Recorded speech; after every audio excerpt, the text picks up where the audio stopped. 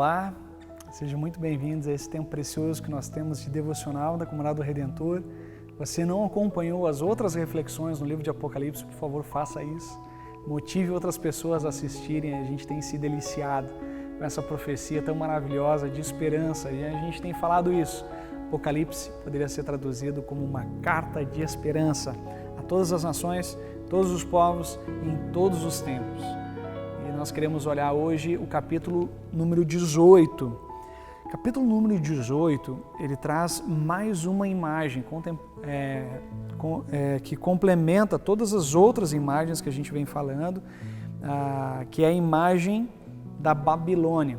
Babilônia é uma cidade, Babilônia, lembra que eu tinha falado em um dos meus devocionais de que a palavra de Deus ela se refere a muitas situações do passado, situações que para aquelas pessoas que estão em perseguição, para aquelas pessoas que estão sofrendo aquela perseguição do império, para elas fazem muito sentido, porque elas lembram da história do povo de Deus, e ao lembrar da história do povo de Deus, ela lembra também dos feitos do Senhor, e isso gera esperança. Então, a Babilônia aqui é uma imagem, né? Não está falando da cidade em si, mas ele está falando de uma imagem. E a imagem que ele traz para nós é dessa Babilônia, sim, que o povo de Deus ele foi exilado, porque foi um dos períodos de maior sofrimento. Né? O povo do sul, né? O povo de Judá, ele sofreu essa invasão do imperador Nabucodonosor, e ele invadiu e ele destruiu a cidade de Jerusalém, ele destruiu o templo, ele dispersou as pessoas ao redor do Império Babilônico, destruiu a religiosidade, a fé, a espiritualidade, destruiu a autoestima, destruiu a nação, A nação teve que se reinventar a partir do que aconteceu na Babilônia. Então isso vem à memória daquelas pessoas que estão ali sofrendo, estão ali em perseguição. E aí a palavra que é dita nessa profecia, verso 2. E ele bradou com voz poderosa, caiu a grande Babilônia.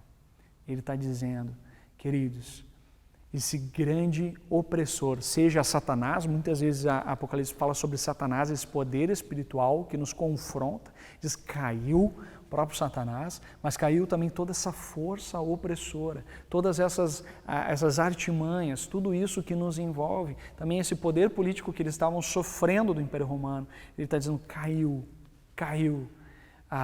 denunciando e na verdade declarando o término desse tempo de sofrimento pela inauguração do reino em Jesus.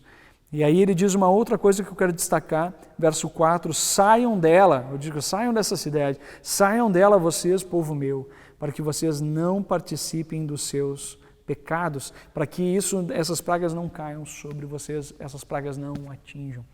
E eu comecei a perceber que o que Deus aqui estava dizendo para essas pessoas era trazendo à memória profetas do Senhor que viveram nesse tempo do exílio babilônico. E Deus começou a me trazer à memória Ezequiel, o Vale de Ossos Secos, outra memória Jeremias e todo o sofrimento que Jeremias passou, mas também Isaías e tantas palavras de esperança que nós temos em Isaías. E aí Deus me levou ao livro de Daniel.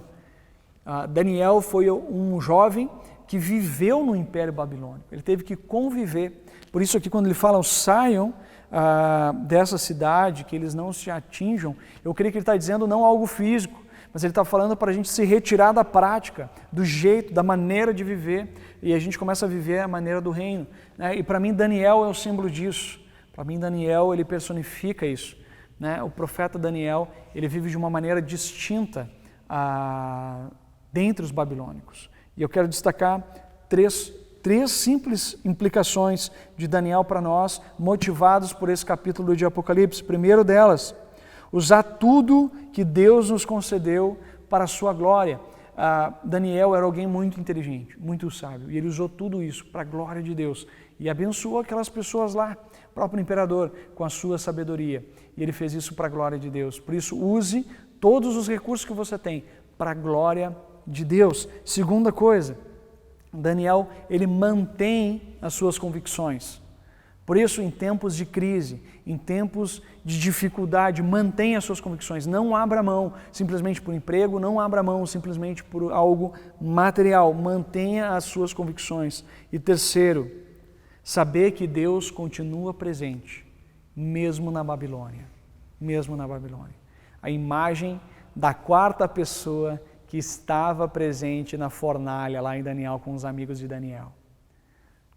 Perceba, Deus, Ele está presente, mesmo em meio à crise. Então, use todos os recursos que Deus te deu para a glória dEle. Mantenha as suas convicções, mas em terceiro lugar, entenda que Deus, Ele está nessa Babilônia. Deus está aonde nós estamos, mesmo em meio à crise. Lembre disso, a Babilônia caiu. Lembre disso, todo o presente século vai passar e o que vai permanecer é aqueles que confiam no Senhor. Que Deus te abençoe, querido.